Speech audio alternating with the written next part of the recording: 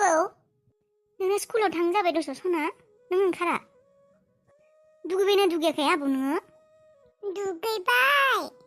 बेनिफ्राय बिजाबफोरा बहिफोरा मोजाङै दोनखाबाय आङो लाबाय काट पेन्सिल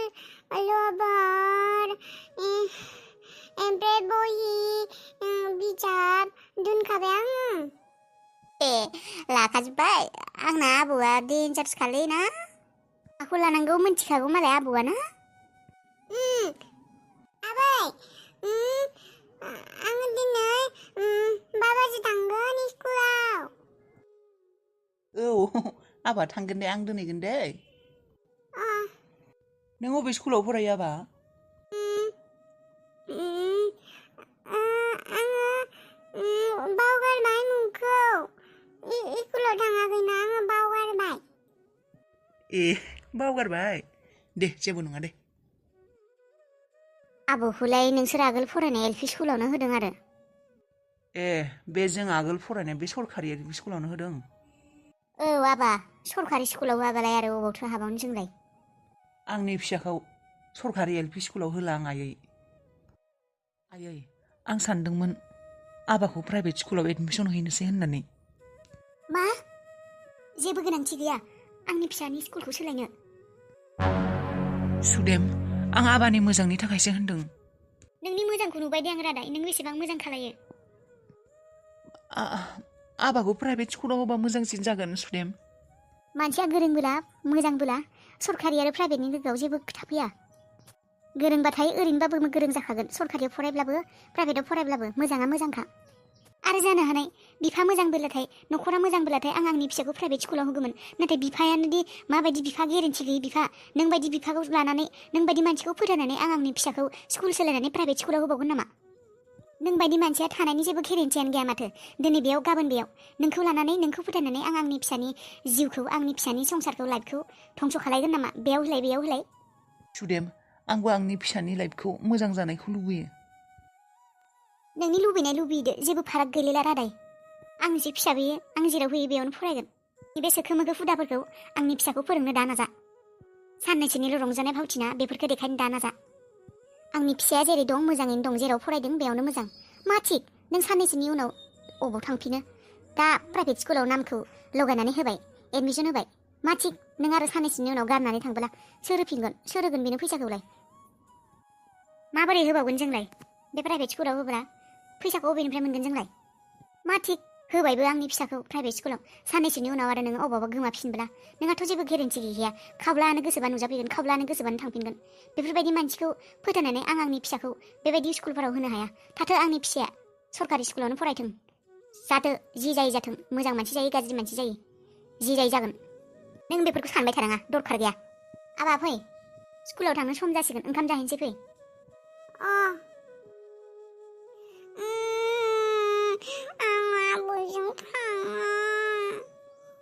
मानो थाङा आबा गोबाव जाबाय आबैयानो दोनहैखायो माथो नोंखौ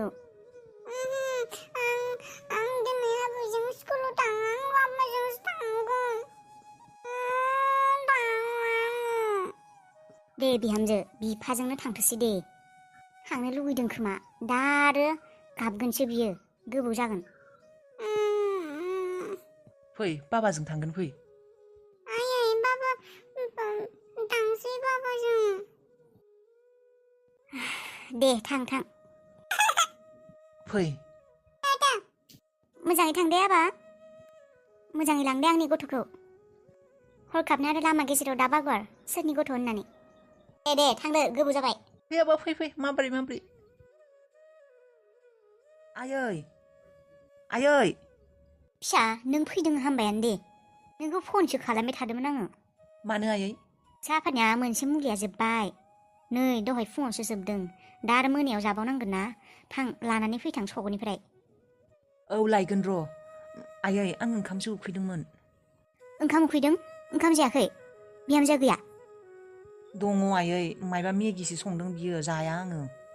मायबा मेगिखौनो ग्लेब ग्लेब कबि आलु मटर होनानै संनानै दोनदों ओंखाम गैया जेबो गैया बेबायदि आरो जानो हायो ओंखाम जाबाय थानाय मानसिया आरो बेफोरखौ मेगिफोरखौ जानो हायो आरो मानथो बेबायदि बिहामजोआलाय संनानैनो होनो बायो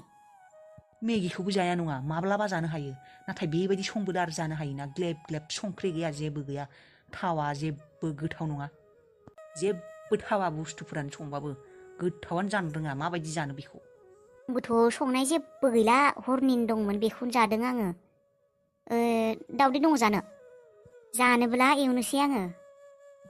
जागोन दे आयै दावदैबाबो जागोन दावदैखौनो एवहैदो जानोसै आं ओंखाम बिराद उखैदों फिसा बिहामजोखौ लानानै न'आवनो फैफिनदो नोङो नोंनि अबस्थाफोरखौ नुबोला आङो दुखुसो मोनोलै फिसा न'आवनो थाफैफिनदो थानांला बेयाव बिहामजोआ नोंखौ बेबायदि रानै रानै ओंखाम होआ जेबो होआ संना बानायावनो माबानायावनो मानसिखौ बेमारिसो खालामसिगोन खोमाहाय बियो बानानैनो ओंखामफोरखौ सङा आंनि फिसाखौसो बेमारि खालामसिगोन बायदि मोनबाय आङो आयै आंथ' बेयावनो थानो लुबैयो नाथाय नोंसा बिहामजोनि थाखायनो बेयाव थानांगौ जायो आरो बियो बेयाव फैफिनब्लाबो नोंसोरखौ सुख गैयैसो खालायगोन खोमा बेनिखायनो फैयाखै आं आयै खुगायानो बारा जेबो बुजिया बखिनायानो बारा बेनिखायनो आङो नोंसोरजों बेखौ लानानै थाफानोनो बायो आयै मानसियानो दाबो सोलायनो रोंला मानो बेबायदि थायो बिहामजोआबो बिमा बिफायाबो माथो बेबायदि नङा गावालाय मानो बेबायदि जाखो औ आयै बियो रावखौबो बुजिनो रोङा बिहामजो नों ओंखाम संबायानो नामा औ आयै ओंखामखौ राजानो संखाना दोननोसै थाबनो आलु भाजायावनो दहायबो जालाङासैयानो बेयो मोजाङै दा आरो फैबाथाय ओंखाम नागिरगोन बियो संना दोनखानोसै आङो दे सं होनब्लालाय बेनिफ्राय नै आं हाथायाव थांनो नागिरदों माबा नै रादाया अमा बिबुजों नारजि जाहैनो मोनजाथाराखैनो लायना फैनो आङो हाथाइनिफ्राय रादाया आगोलनिफ्रायनो अमा बिबु नारजि जानो मोजां मोनखायो संगोन दे आङो लाबो लायथाङै औ थांनि र' मायबाफोर नांगौबा आरो जेबो नांथ'वा दे आयै बिहामजो आं मिथिगौ नोंनि गोसोआव दाबो रादायनि थाखाय अननाय दं होननानै आं मिथिगौ बिहामजो नों गोसो सिं सिं खामग्लिनानै दंजोबो नों नोंनि सोंनायनि फिननायफोरखौ मोनाखै थेवबो बिहामजो नों बेबायदि गोसोआव दुखु लायै लायै थाबाय थानांला आं नुनानै माबोरैबा मोनो बिहामजो सान्थि मोना आंबो गोसोफोरखौ हिन्जाव माहारिनि संसार जानाया गोरलै नङा बिहामजो नों नोंनि गोसोआव थानाय बाथ्राफोरखौ खुलायै बुंजोबदो लाखिनांला मा सोंनाय दं मा दं मोजाङै रायज्लायदो रादायजों बेबायदि खोमसि खोमसि थाबाय थानांला सानैजों मा रायज्लायनो आयै आंहाथ' सोंनो लागा सोंथि गोबां दङ नाथाय बियो फिननायखौ मा होगोन बेखौ साननानैनो आं सोंनोनो बायो आयै आं सानो बेयो आंनि फिननायफोरखौ नंखाय थगायनानैसो बुंजोबगोन होननानै बेनिखायनो आं दिनैसिम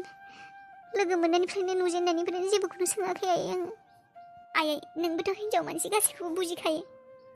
गावनि हौवायानो फोथाय खेबस' खालायबोला आरो हिन्जाव माहारिनियावलाय मा थाबावनो आयै बेथ' नंगौ बिहामजो थगायग्रा मानसिखौबो फोथायनायाबो गोब्राब थेवबो बिहामजो खेबसे खोनासंथारदो नोङो मा बुंनो नागिरदों बियो नों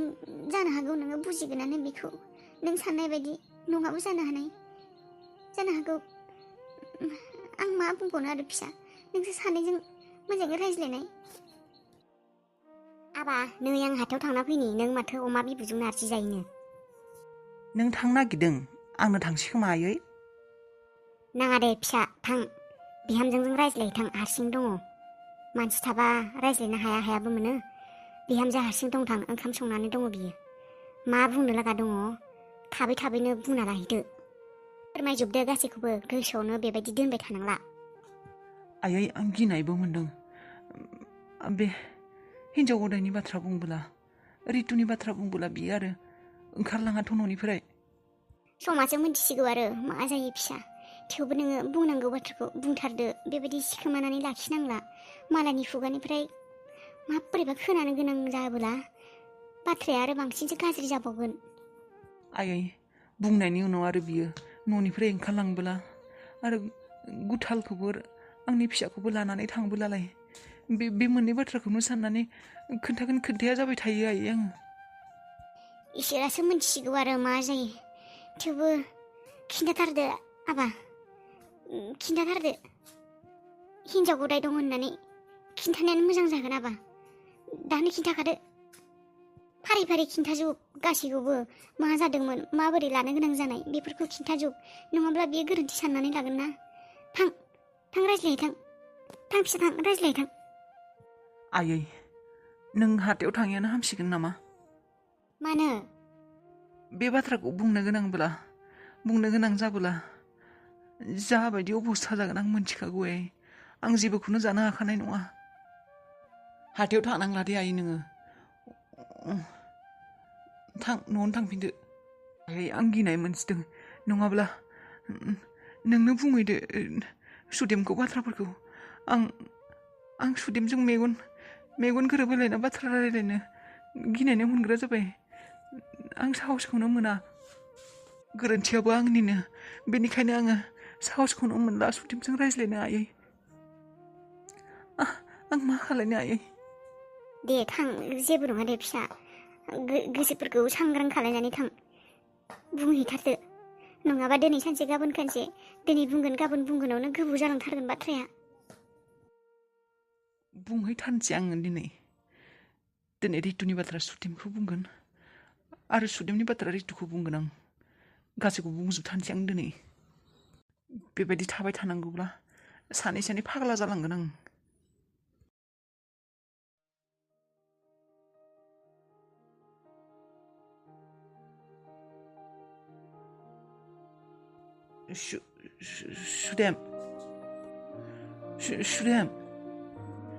सुदेम आं पाटनायाव सोर फैखो नै आं इसिङावसो दं